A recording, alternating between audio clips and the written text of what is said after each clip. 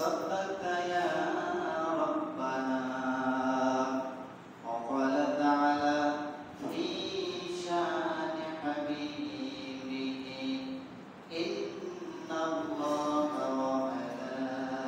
وملائكته يصلون على النبي يا أيها الذين آمنوا صلوا عليه وسلموا تسليما اللهم صل على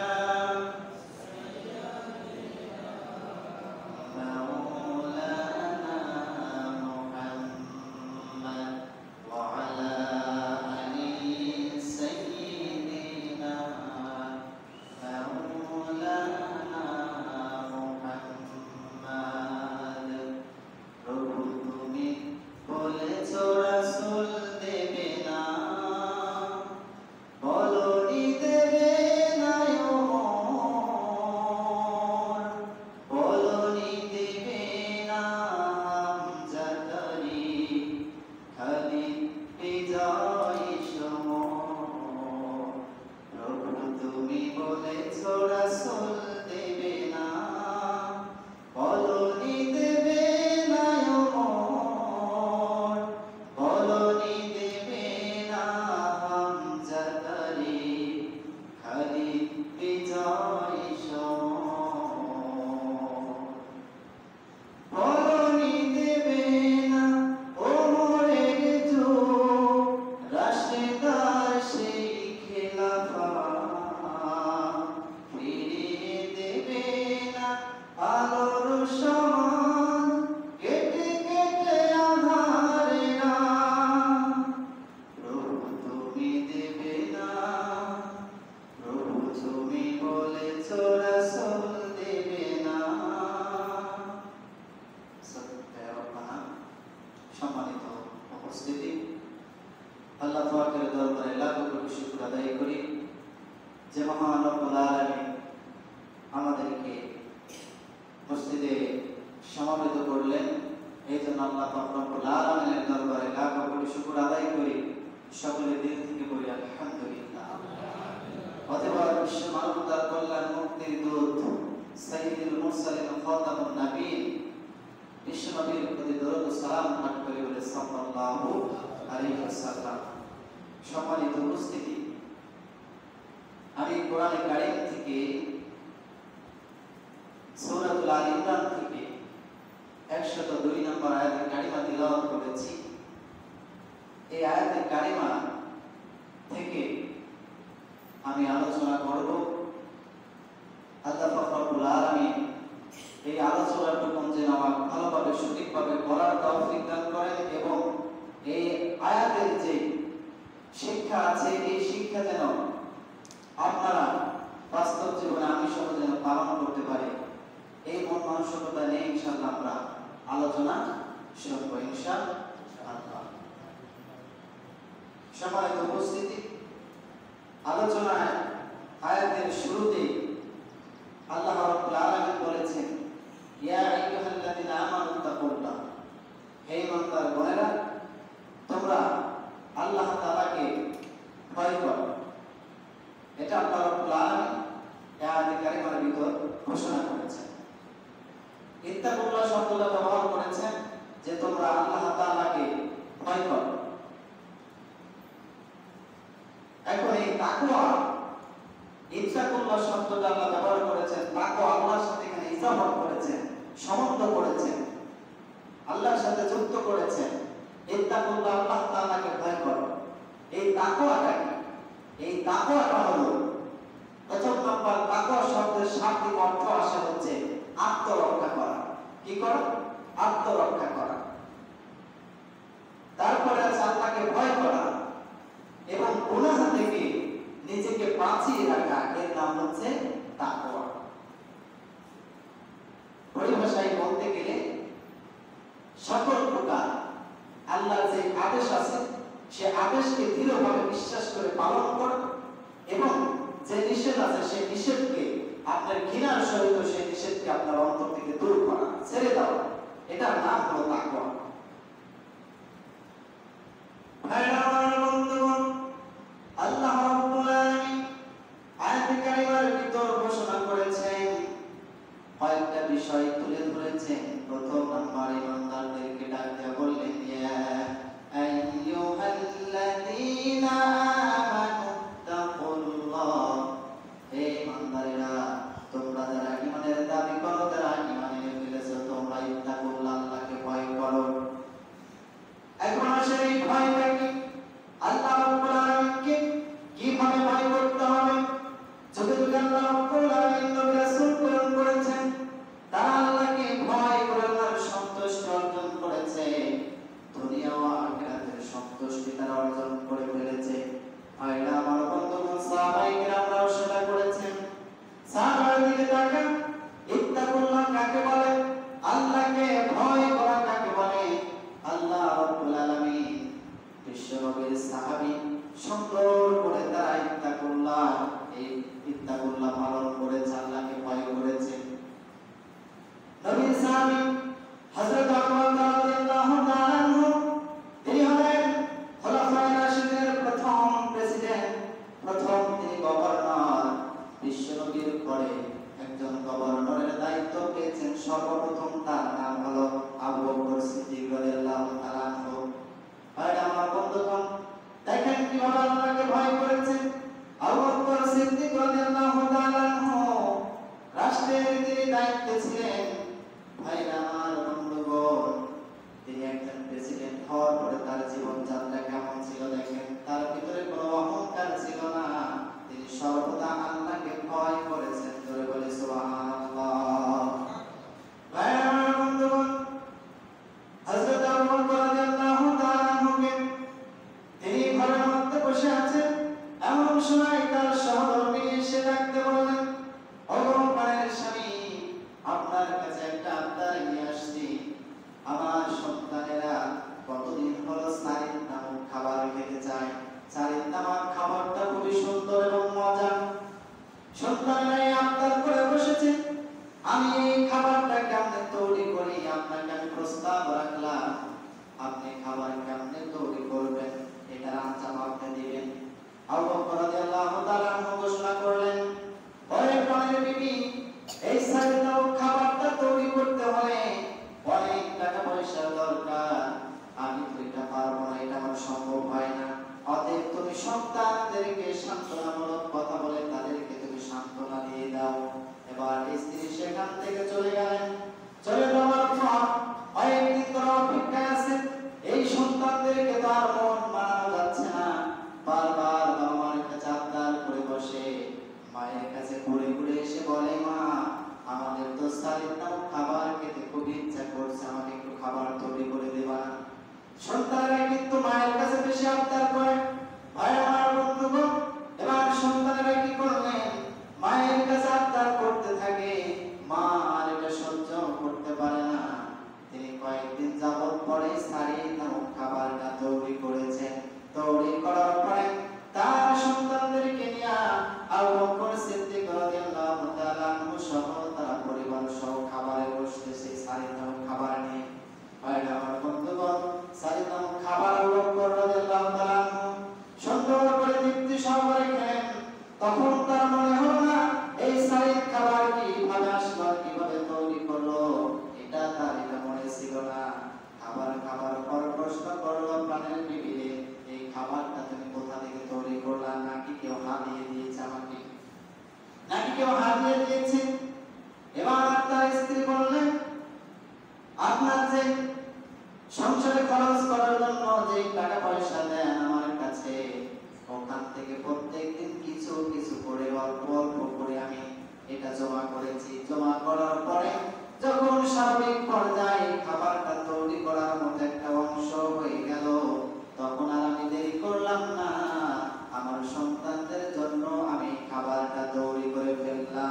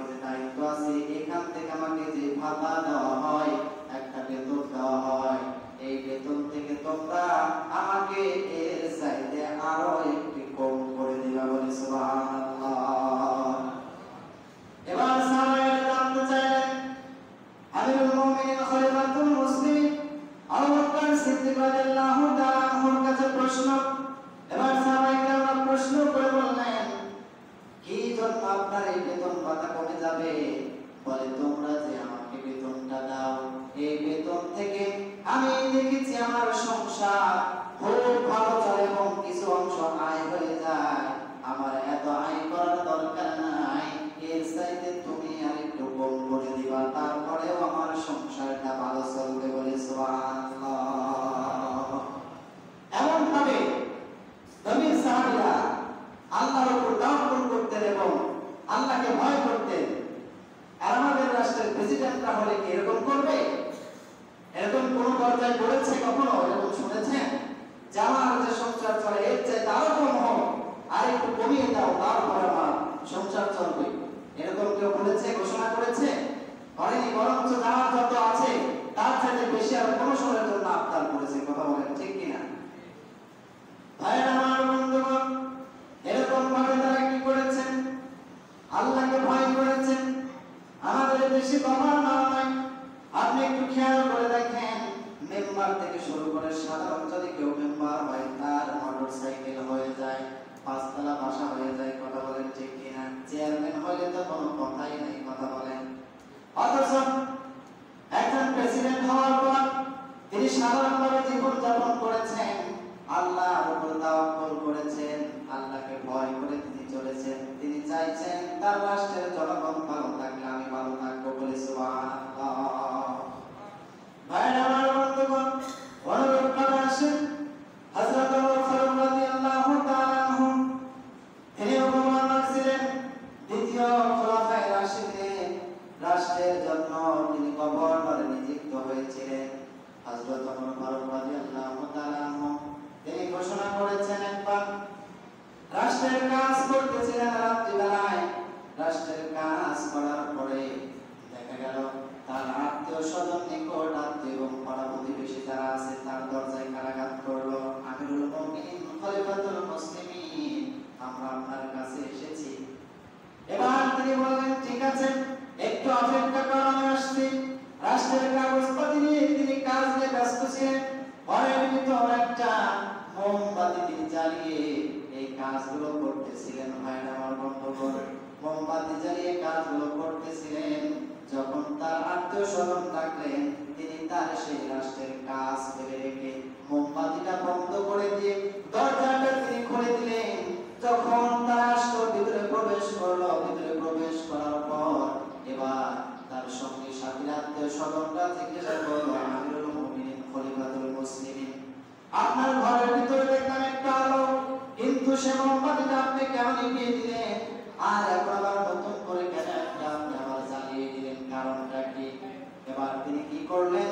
উত্তরটা দিয়ে দিলেন, বলল, তোমরা শোনো, আমি এই যে রাষ্ট্রের কাজ করতেছিলাম, আর যখন রাষ্ট্রের কাজ করব, রাষ্ট্রের বাইতুল মাল থেকে যে খরচ হবে, এটা রাষ্ট্রের কাজের জন্য ওই রাষ্ট্রের টাকাই ব্যয় করতে হবে বলে সুবহানাল্লাহ। আর তোমরা যখন ঘরে প্রবেশ করেছ, এটা তো আমার রাষ্ট্রের কাজ নয়, এখন তোমরা আমার মেহমান, তোমরা আমার বাসায় এসেছো, এখন তো আমি রাষ্ট্রের টাকা খরচ করে তোমাদেরকে এই কাজ করতে পারি না, মেহমানদারি করতে পারি না। যার কারণে প্রথমে আমি আমার অর্থের টাকা দিয়ে কিনা মোমবাতিটা আমি জ্বালিয়েছি বলে সুবহানাল্লাহ।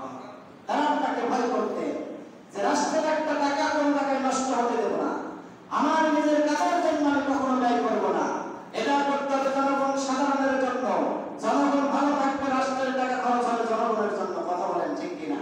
এটা ব্যক্তিগত কোনো কাজের জন্য রাষ্ট্রের টাকা ব্যয় করা যায় না। কথা বলেন ঠিক কিনা? ভাই আমার, বন্ধুগণ, এভাবে তারা কি করতেন? আল্লাহকে ভয় করতেন। শুধু তাই নয়, ওমর ফারুকের অনেক অনেক অবদান আছে। তিনি আল্লাহকে কত ভয় করেছেন। তিনি দিনভর রাষ্ট্রের কাজ করেছেন, করার পরে কখনো তিনি রাত ভর ঘুমাননি। তিনি চেষ্টা করেছেন, একটাই তার ভিতরে ভয় ছিল, আল্লাহর ভয়, পরকালীন জবাবদিহিতা। তিনি চিন্তা ভাবনা করলেন, আমি তো এই রাষ্ট্রের একজন প্রেসিডেন্ট, আমি তো এই রাষ্ট্রের দায়িত্বশীল, আমার যত প্রতিনিধি আছে, যত জনগণ আছে, এই জনগণের জন্য তো আমি ওমর নিযুক্ত হয়েছি। আমার জনগণ যদি একটু কষ্ট পায়, ময়দানে কাঠগড়ায় দাঁড়াতে হবে, আর আমি আল্লাহর সামনে তখন কি জবাব দেবো এটা আমি পারবো না। এমন ভয় হযরত ওমর আল্লাহকে করতে বলে সুবহানাল্লাহ। ভাইরা আমার, বন্ধুগণ, তিনি রাতে ঘুমিয়ে কি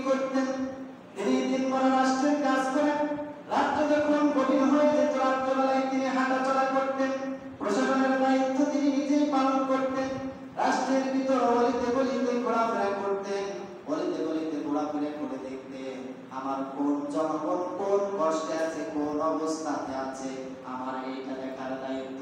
হযরত ওমর ঘুরে ঘুরে রাষ্ট্রের ভিতরে এরকম করে দেখলেন, ঘুরতে ঘুরতে দেখলেন একজন জীর্ণ শীর্ণ কুটির ঘরে একজন মা কি করতেছে, রান্না শুরু করে দিয়েছে তার সন্তানদের জন্য। সন্তানদের ছোট্ট বাচ্চাদের কান্নার আওয়াজ আসে। হযরত ওমর সেই শিশু বাচ্চার কান্নার আওয়াজ শুনে তিনি ওই বাড়ির দিকে অগ্রসর হলেন। কি ব্যাপার, এত রাত্রিতে, গভীর রাত হয়ে গেছে, সন্তানদের কান্নার আওয়াজ আসে, কারণটা কি রকম কেন হচ্ছে? তিনি কি করলেন, বাড়ির দিকে গেলেন। বাড়ির দিকে যাবার পর তিনি সালাম দিয়ে ফেললেন। সালাম দেওয়ার পরে তিনি উত্তর প্রদান করলেন, করার পরে বললেন, এই যে বাড়ি থেকে শিশু সন্তানের কান্নার আওয়াজ আসে, কারণটা কি আমি জানতে চাই। এবার তিনি কি করলেন, তার মা দেখা গেল উত্তর দিল, সন্তানের মা জবাব দিল হযরত ওমরকে, আমার এই সন্তানরা 3 দিন যাবত না খাওয়া শরীর নিয়ে তারা পড়ে আছে, তাদের খাবার জোগাড় দিতে পারছি না আমি, এই কান্নার আওয়াজটা তাদের থামতেছে না। এবার কি করলেন, ওমর বললেন, মানে তাহলে এই যে চুলার উপর তুমি কি পাতিলে জাল করো, এটা আমি জানতে চাই। এবার ওই মাটা বললেন, আমিরুল মুমিনিন খলিফাতুল মুসলিমিন, আমার সন্তানদেরকে একটু চুপ থাকার জন্য, সান্ত্বনা দেওয়ার জন্য, স্বাভাবিকভাবে তাদের জন্য আমি কি করছি, পাতিলটা এমনি চুলার উপর দিয়ে কুচি কুচি কয়েকটা পাথর দিয়ে আমি জাল শুরু করে দিয়েছি, যাতে করে সন্তানেরা কি করে, বুঝতে পারে আমার মা আমাদের জন্য খাবার তৈরি করছে। আর এতে গভীর রাত হয়ে যাবে, তারা এই চিন্তা করতে করতে ঘুমিয়ে যাবে, এই চিন্তাটা তাদের মধ্যে চলে আসবে। আমি তাদের সান্ত্বনা দেওয়ার জন্য আমি এই পাতিলের ভিতর এই পাথরগুলো জাল শুরু করে দিয়েছি। এবার হযরত ওমর ঠিক থাকতে পারলেন না। হযরত ওমর বললেন, ঠিক আছে, আমি আর এখানে দেরি করলাম না। হযরত ওমর দৌড়ে বাইতুল মালে চলে আসে। বাইতুল মালে যারা দায়িত্বে আছে, বাইতুল মালের যে দায়িত্বশীল সাহাবীদেরকে বললেন, সাহাবীরা রে, তোমরা কারা আছো, তাড়াতাড়ি আসো, আমার পিঠে একটা ময়দার বস্তা তুলে দাও, আটার বস্তা তুলে দাও, আমি তাড়াতাড়ি করে আমার মায়ের বাড়িতে পৌঁছে দিয়ে দেব। সাহাবারা জিজ্ঞাসা করলো, আমিরুল মুমিনিন খলিফাতুল মুসলিমিন, আপনি তো একটা রাষ্ট্রের প্রেসিডেন্ট, আপনি কেন এইটা নিয়ে যাবেন? আমাদের কাছে দেন, আমরা বস্তা নিয়ে ওই বাড়িতে দিয়ে আসবো। আপনি একটু আমাদেরকে শুধু লোকেশন দেন, খবর দেন, আমরা সেই বাড়িতে গিয়ে বস্তাগুলো দিয়ে আসি। এবার হযরত ওমর বললেন, না, তোমাদের যাইতে দেরি হবে, কারণ হলো তোমরা তো এই দৃশ্য দেখো নাই, তাদের দৃশ্য আমি ওমর নিজে দেখে এসেছি, আমি আর দেরি করতে পারবো না, তাড়াতাড়ি করে আমার মাথায় তোমরা বস্তাটা তুলে দাও। দৌড় দিয়ে ওমর সেই বস্তাটা কাঁধের উপরে তুলে দিলেন। কাঁধের উপরে তুলে নিয়ে তিনি দৌড়াতে দৌড়াতে সেই মায়ের বাড়িতে উপস্থিত হলেন, আটার বস্তা সেই বাড়িতে পৌঁছিয়ে দিলেন। তখন তিনি বললেন, মারে, এই আটার বস্তা আমি দিয়ে গেলাম, এখন সুন্দর করে আপনি এই খাবার তৈরি করে আপনার সন্তানদেরকে খাবার মুখে তুলে দেন, বলে সুবহানাল্লাহ। আর এই খাবার যখন ফুরিয়ে যাবে, খাবার ফুরানোর সাথে সাথে আমি আমিরুল মুমিনিন খলিফাতুল মুসলিমিন হযরত আবু বকরের কাছে আপনি আসবেন, আমি আপনাকে আবার ব্যবস্থা করে দেব, বলে সুবহানাল্লাহ। এরকম তারা ভয় করতেন, রাষ্ট্রের প্রেসিডেন্ট হওয়ার পরও তারা এরকম ভয় করতেন।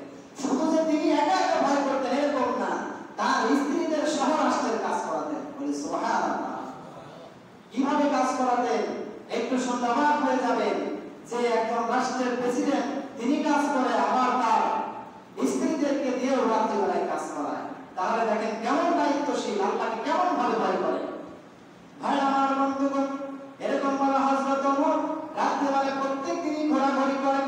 ঘুরতে ঘুরতে দেখেন যে দর্শীর্ণ এক বাড়ি থেকে এক মায়ের কান্না আসে, মহিলা মানুষ। হযরত ওমর চিন্তা ভাবনা করলেন যে এত রাত্রে কেন মহিলা মানুষের কান্নার আওয়াজ, কি অসুবিধা হয়ে গেল নাকি মানুষ মারা গেল, কারণটা কি?